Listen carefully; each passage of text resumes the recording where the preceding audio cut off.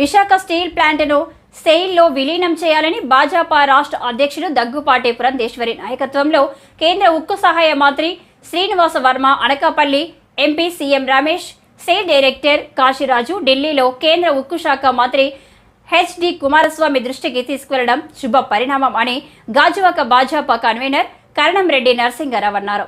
ఈ సందర్భంగా వారికి ధన్యవాదాలు తెలిపారు.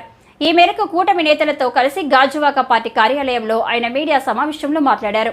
ఉక్కు కార్మికులు ప్లాంటు పరిరక్షణకై అనేక పోరాటాలు చేశారని గుర్తు చేశారు. తాజాగా రాష్ట్ర అధ్యక్షురాలు పురంధేశ్వరి నేతృత్వంలో పార్టీ నేతలతో కలిసి ఎంపీలు కేంద్ర మంత్రితో చర్చించారని, విశాఖ స్టీల్ ప్లాంట్ను సెయిల్లో విలీనం చేయాలని మంత్రిని కోరారని, ఇది ఉక్కు కార్మికులకు కొండంత ధైర్యాన్నిచ్చే అంశమని పేర్కొన్నారు. ప్లాంట్పై తొలి నుంచి వామపక్షాలు విష ప్రచారం చేస్తూనే ఉన్నాయని ఆరోపించారు. సెయిల్లో విలీనం అయితే ప్లాంట్ మరింత పురోగతి సాధిస్తుందని అన్నారు.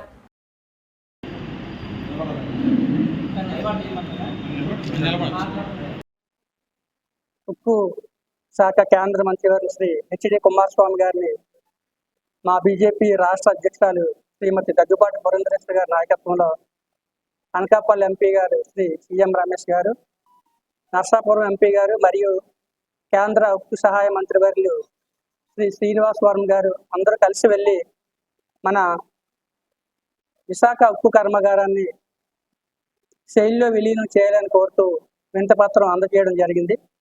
ఈ విషయంపై మేమంతా హర్షం వ్యక్తం చేస్తూ వారందరికీ కూడా ప్రత్యేకమైన ధన్యవాదాలు తెలియజేస్తున్నాం. మనం 32 మంది ప్రాణత్యాగం చేసి సాధించుకున్నటువంటి ఉక్కు కర్మాగారాన్ని ఎలాగైనా రక్షించుకోవాలని ఎన్నో ఏళ్ళగా మరి ఇటు కార్మిక సంఘాలు కానివ్వండి, అటు రాజకీయ పార్టీలు నాయకులు కానివ్వండి పోరాటం చేస్తున్నారు. మనంతా చూస్తున్నాం. గతంలో మన ఎమ్మెల్యే గారు శ్రీ పల్లా శ్రీనివాసరావు గారు కూడా నిరాహార దీక్ష 6 రోజులు చేసి స్టీల్ ప్లాంట్ కోసం నిరాహార దీక్ష చేశారు.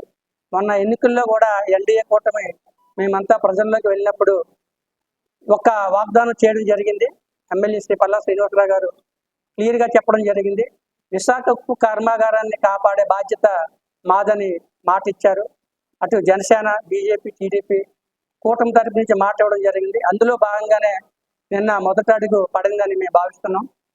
మన రాష్ట్రానికి మంచి రోజులు వచ్చాయి. ఎందుకంటే కేంద్రంలో ఎన్డీఏ ప్రభుత్వం వచ్చింది, రాష్ట్రంలోనూ కూడా ఎన్డీఏ ప్రభుత్వం ఉంది. కాబట్టి స్టీల్ ప్లాంట్కి సుమారు 5,000 కోట్లు కేటాయిస్తే ఈ నష్టాల్లో నుంచి లాభాల్లోకి వెళ్ళే అవకాశం ఉంది. అదేవిధంగా సొంత గనులు కేటాయిస్తే మనకి ఇంకా లాభాల్లోకి వస్తుంది. మన అదృష్టశాస్తు గనుల శాఖ కూడా మంత్రివర్గ శ్రీ కిషన్ రెడ్డి గారు మన తెలుగు వ్యక్తే, అటు తెలంగాణ రాష్ట్రం చెందిన వ్యక్తి.